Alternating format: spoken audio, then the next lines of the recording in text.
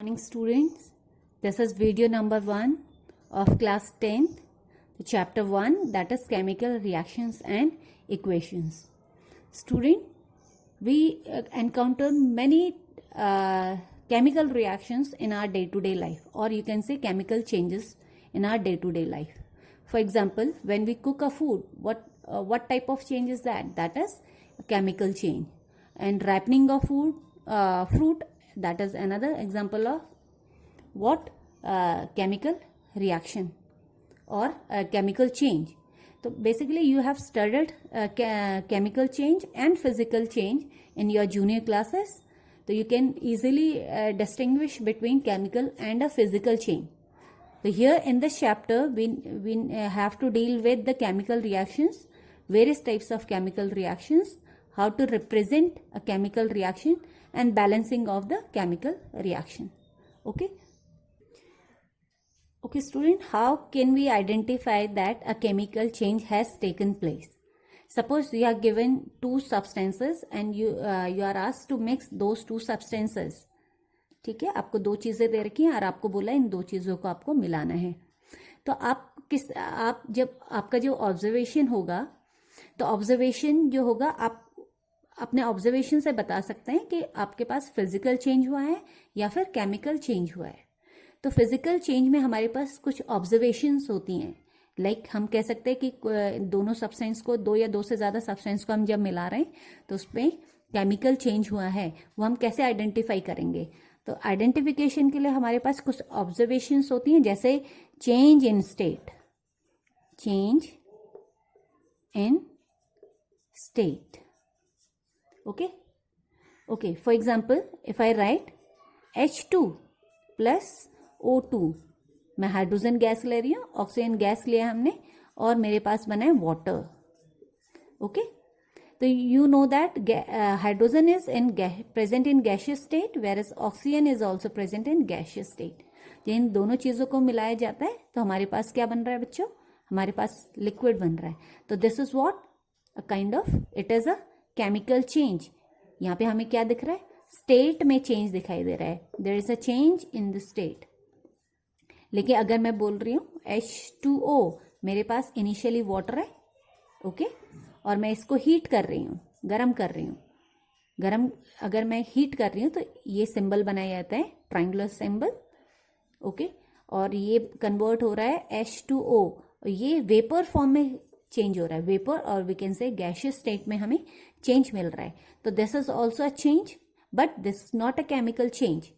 यहाँ पे आपको क्या दिख रहा है? यहाँ पे इसका कंपोजिशन क्या है बच्चों? H2O, this is water. ठीक है, और इसका केमिकल कंपोजिशन भी क्या है बच्चों? यहाँ पे भी H2O है. वेरेस यहाँ पे हमें दोनों के दोनों जो इनिशियल सब्सटेंस और लास्ट में जो प्रोडक्ट हमें मिला है, इन दोनों का केमिकल कंपोजिशन सेम है. तो इस टाइप का चेंज जिसमें केमिकल कंपोजिशन में कोई चेंज नहीं आता है, वो कहलाता है physical change. Whereas in the above example, this is an example of chemical change. यहाँ पे देखो हमारे पास हाइड्रोजन था, यहाँ पे ऑक्सीजन था, और यहाँ पे जो बना है ये है हमारे पास वाटर.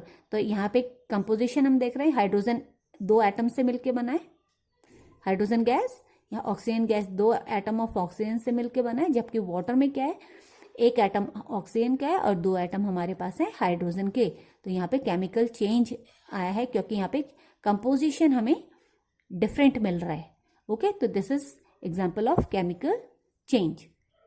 बच्चों, हमारा दूसरा ऑब्जर्वेशन हो सकता है कि कलर, चेंज इन कलर. अगर हमें कलर में चेंज मिल रहा है तो हम कह सकते हैं कि केमिकल चेंज हुआ है.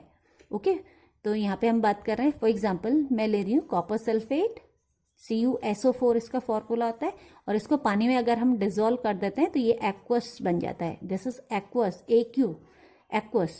तो हमारे पास इसका जो सोल्यूशन होता है that is of blue colour. ये हमारे पास ब्लू कलर का सोल्यूशन होता है. अगर मैं इस सोल्यूशन में आयरन नेल डाल देती हूँ तो यहाँ पे आफ्टर 20 to 25 मिनट्स हमें कलर में चेंज दिखाई देता है.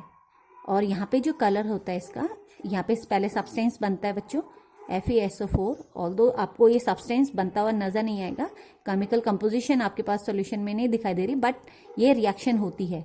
ये हम बाद में सीखेंगे, और हमारे पास कॉपर डिपॉजिट हो जाता है। ठीक है, तो यहाँ पे हम बात कर रहे हैं चेंज इन कलर। आपने कॉपर सल्फेट सॉल्यूशन में आयरन नील डाली, आफ्टर 20 to 30 मिनट आपको जो ऑब्जर्वेशन दिखाई दे रही है वो ऑब्जर्वेशन आप नोट कर रहे हैं।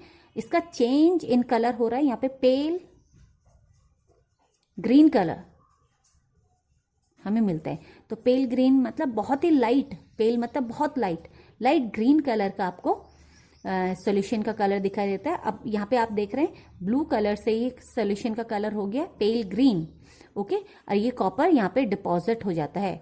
कॉपर रेडिश ब्राउन कलर का सब्सटेंस होता है, ब्राउनिश कलर का मेटालिक टेक्सचर होता है इसका। ठीक है, और यहाँ पे हमें सॉल्यूशन में नीचे डिपॉजिट दिखाई देता है कॉपर का। तो हम बात कर रहे हैं कि ये भी क्या है, ये this is an example of chemical change. Okay, हम बोल सकते हैं कि रिएक्शन में केमिकल चेंज हुआ है। केमिकल चेंज हुआ है by observing the evolution of gas. Suppose हमें कुछ सब्सटेंस दिया जा रहा है, कंपाउंड दिया जा रहा है। फॉर एग्जाम्पल मैं ले रही हूँ Na2CO3 सोडियम कार्बोनेट हमें दिया जा रहा है। इसका मैं एक्वस सोल्यूशन ले रही हूँ बच्चों। एक्वस सोल्यूशन मतलब इस कंपाउंड को मैं वाटर में डिजोल्व कर रही हूँ और इसमें कुछ एसिड ऐड कर रही हूँ, HCl। तो यहाँ पे जो कंपाउंड बनता है हमारे पास that is NaCl, carbon dioxide gas निकलती है एंड वाटर हमें मिलता है। ओके, यहाँ पे आपको नजर नहीं आ रहा होगा, HCl plus CO2 plus H2O। तो ये रिएक्शन होती है इस तरीके से। तो यहाँ पे हमें दिखाई देता है जब हम दो सब्सटेंसेस को मिक्स कर रहे हैं तो हमें सपोज टेस्ट ट्यूब में हमने ये ले रखे हैं और टेस्ट ट्यूब में हम दो सब्सटेंसेस को मिक्स कर रहे हैं, तो हमें अगर एफरवेसेंस मतलब बुदबुदाहट के साथ गैस निकलते हुए नजर आ रही है तो हम कह सकते हैं कि केमिकल रिएक्शन हो रही है। ठीक है, तो अभी आपको ये सारी चीजें याद नहीं करनी, बस आपको अभी मैं बता रही हूँ कि ऑब्जर्वेशन हम किस तरीके से करते हैं कि गिवन दो या दो से ज्यादा चीजें हमने मिलाई हैं और हमारे पास केमिकल रिएक्शंस हो रही हैं। ओके, तो यहाँ पे दिख रहा है हमें कि ये गैस होती है और गैस क्या होगा, ऊपर की तरफ उठेगी। ये गैस जब निकलती है तो बेटा इसको कहते हैं एफरवेसेंस और ब्रिस्क एफरवेसेंस कहते हैं। ठीक है, तो ये साउंड जैसे फेस साउंड होता है। आपने कोल्ड ड्रिंक सभी बच्चों ने पी होगी, जैसे आप कोल्ड ड्रिंक की बॉटल ओपन करते हैं तो आपको करके साउंड सुनाई देता है। तो ये वो साउंड जो होता है वो गैस वहां से रिलीज हो रही होती है and that gas is what, that is CO2 gas. Okay, तो गैस इवॉल्व हो रही है का मतलब क्या है, वहां पे केमिकल रिएक्शन हुई होगी। ओके बच्चों, हमारे पास नेक्स्ट ऑब्जर्वेशन हो सकता है कि change in temperature. Change in temperature मतलब आपने दो चीजों को मिलाया है और अगर आपको मिलाने के बाद आपको लग रहा है कि सॉल्यूशन गर्म हो गया है या सॉल्यूशन ठंडा हो गया है, तो वो भी हमें बताता है, इंडिकेट करता है कि केमिकल चेंज हुआ होगा। Okay, next topic I will discuss here is chemical equation. बच्चों, आप जब भी केमिकल रिएक्शन लिखते हैं, अभी तक आपने केमिकल रिएक्शन किस तरीके से लिखी है, जैसे आप लिख रहे हैं हाइड्रोजन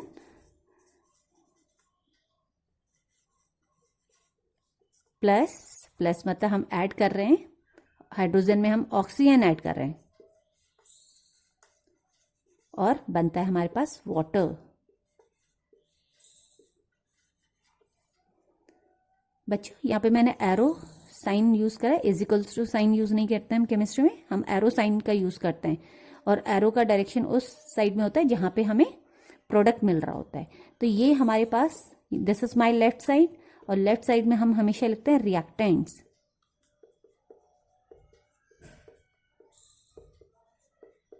हमारे पास दो या दो से ज्यादा रिएक्टेंट्स हो सकते हैं लेफ्ट साइड में, तो लेफ्ट साइड में हमेशा रिएक्टेंट्स लिखे जाते हैं। फिर हम एरो का साइन लगाते हैं कि रिएक्शन किस डायरेक्शन में हो रही है। तो ये डायरेक्शन ऑफ रिएक्शन को इंडिकेट कर रहा है।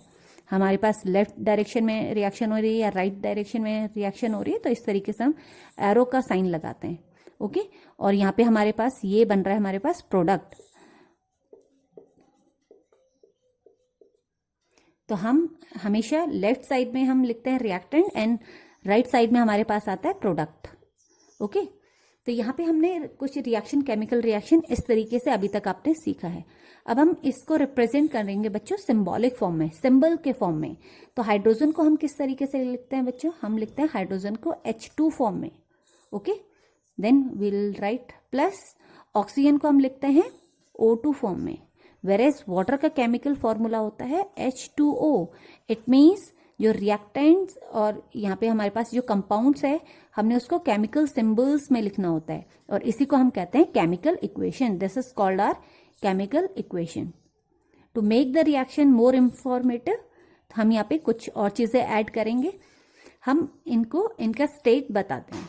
ओके, देखो बच्चों, यहाँ पे हमारे पास ये गैशियस फॉर्म में, तो गैस के लिए हम ब्रैकेट में यहाँ पे हम लिखेंगे G। ये बताता है कि हमारे पास गिवन ये सब्सटेंस किस फॉर्म में प्रेजेंट है।